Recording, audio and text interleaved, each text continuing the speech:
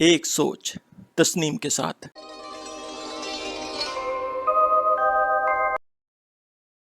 السلام علیکم دوستو، میں ہوں تسنیم اور آپ دیکھ رہے ہیں ایک سوچ تسنیم کے ساتھ۔ تو ایسے لوگوں کے بارے میں اللہ تعالیٰ کیا فرماتا ہے؟ اللہ تعالیٰ ہی ہے جو پیچھے سارے کام کرتا ہے، اور اس نے کچھ چیزوں کا اختیار صرف اور صرف اپنے پاس رکھا ہے، وہ ہمیں نہیں دیا۔ اللہ تعالیٰ کہتا ہے کہ آپ رزق کی تلاش میں نکل جایا کرو، لیکن یہ نہیں کہا کہ رزق جو ہے وہ آپ کے اختیار میں ہے کہ میں نے کتنا کمانا ہے۔ یہ اختیار صرف اور صرف اللہ تعالیٰ کے پاس ہے۔ اسی طرح میاں بیوی جب شادی کرتے ہیں تو ظاہر ہے ان کو اولاد چاہیے ہوتی ہے، لیکن کب ہوگی اور کتنی ہوگی یہ سب بھی اللہ تعالیٰ کے پاس ہوتا ہے۔ جو بچہ پیدا ہوتا ہے وہ بھی اپنا رزق لے کر پیدا ہوتا ہے، ایسا نہیں ہے کہ آپ اس کا رزق لے کر پہلے سے اپنے پاس رکھا ہوتا ہے۔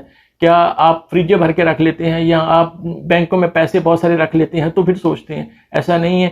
اللہ تعالیٰ نے ان چیزوں سے منع فرمایا ہوا ہے، یہ سب اللہ تعالیٰ کے اختیار میں ہے۔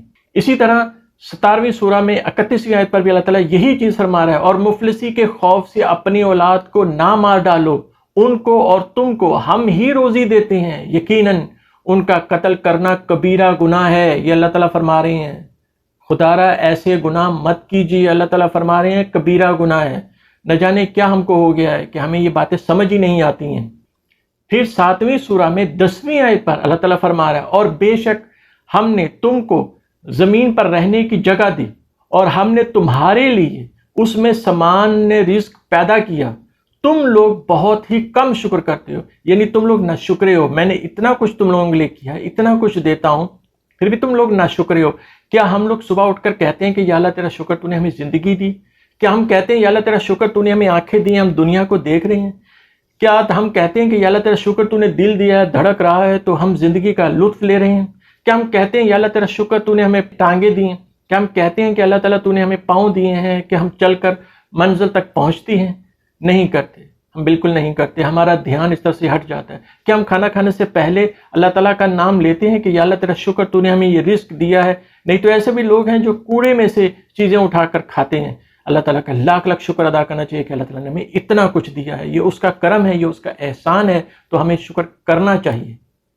پھر 10ویں سورہ میں 31ویں آیت پر اللہ تعالیٰ پھر سے کہہ رہے ہیں، آپ کہیے کہ وہ کون ہے جو تم کو آسمان اور زمین سے رزق پہنچاتا ہے، یا وہ کون ہے جو کانوں اور آنکھوں پر پورا اختیار رکھتا ہے، اور وہ کون ہے جو زندہ کو مردہ سے نکالتا ہے اور مردہ کو زندہ سے نکالتا ہے، اور وہ کون ہے جو تمام کاموں کی تدبیر کرتا ہے؟ ضرور وہ یہی کہیں گے کہ اللہ۔ تو ان سے کہیے کہ پھر کیوں نہیں ڈرتے؟ دیکھیے، میں جب آیتیں پڑھتا ہوں تو مجھے سمجھ نہیں آتی کہ ہم لوگوں کو کیا ہو گیا ہے۔ ہمیں ڈرنا چاہیے اس پاک ذات سے، اور اس سے خوف کھانا چاہیے۔ اس سے زیادہ اور کیا ثبوت ملے گا کہ وہ اپنی آیتیں کھول کھول کر بتا رہا ہے، ہمیں سمجھا رہا ہے کہ ہم اس گناہ سے بچیں، ہم ڈریں اس سے، ہمیں ڈرنا چاہیے، یہ اس کا حق ہے۔ 7ویں سورہ میں 189 آیت پر اللہ تعالیٰ فرما رہے ہیں، وہ اللہ تعالیٰ ایسا ہے جس نے تم کو ایک تن واحد سے پیدا کیا اور اسی سے اس کا جوڑا بنایا تاکہ وہ اس اپنے جوڑے سے انس پیدا کرے۔ پھر جب میاں بیوی سے قربت حاصل کی تو اس کو حمل رہ گیا ہلکا سا، سو وہ اس کو لیے ہوئے چلتی پھرتی رہی۔ پھر جب وہ بوجھل ہو گئی تو دونوں میاں بیوی اللہ سے جو ان کا مالک ہے دعا کرنے لگے کہ اگر تو نے ہم کو صحیح سالم اولاد دے دی تو ہم خوب شکر گزاری کریں گے۔ اللہ تعالیٰ ہم سب کو نیک ہدایت دے اور ہمیں توفیق دے کہ ہم اللہ تعالیٰ کی نعمتوں کا، رحمتوں کا شکر ادا کیا کریں۔ ہماری جو نادانیاں ہیں اس سے اللہ تعالیٰ اندازے لگا لیتے ہیں کہ یہ تو یہی کرے گا۔ فلان لوگ کہتے ہیں نا کہ اللہ کی مرضی کے بغیر تو پتہ بھی نہیں ہلتا، تو اگر اس نے چوری کیا تو اس کا مطلب اللہ کی مرضی شامل ہے۔ تو جی ہاں، اللہ تعالیٰ کی اس میں رضا شامل ہے، لیکن خوشی شامل نہیں ہوتی۔ اللہ تعالیٰ نہیں چاہتے کہ وہ بندہ چوری کرے۔ تو یہ جیسے ایک بچہ پڑھائی نہیں کرتا ہے، شرارتیں کر رہا ہوتا ہے، کھیل رہا ہوتا ہے، تو ماں کو لگتا ہے نا کہ یہ میرا بچہ اس دفعہ فیل ہو جائے گا کیونکہ یہ پڑھ نہیں رہا ہے۔ تو اللہ تعالیٰ بھی اس بارے میں کیا فرما رہے ہیں؟ 27ویں سورہ میں 57 نمبر آیت پر اللہ تعالیٰ فرما رہا ہے، پس ہم نے اسے اور اس کی اہل کو بجز اس کی بیوی کے سب کو بچا لیا۔ اس کا اندازہ تو باقی رہ جانے والوں میں ہم لگا ہی چکے تھے۔ یہ حضرت لوط علیہ السلام کی بیوی کا ذکر ہو رہا ہے، تو آپ نے دیکھا کہ اس کی حرکتوں سے اندازہ ہو گیا تھا۔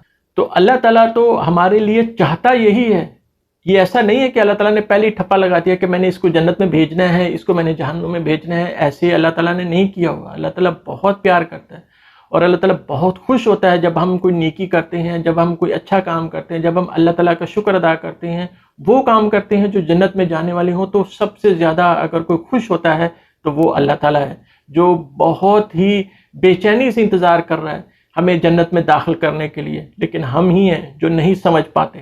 جاتے جاتے جن لوگوں نے ابھی تک سبسکرائب نہیں کیا وہ سبسکرائب کے بٹن پہ کلک کر دیجئے، اور اگر جنہوں نے لائک نہیں کیا ہے تو براہ کرم لائک بھی کر دیجئے۔ جزاک اللہ خیر، اللہ نگہبان، اللہ حافظ۔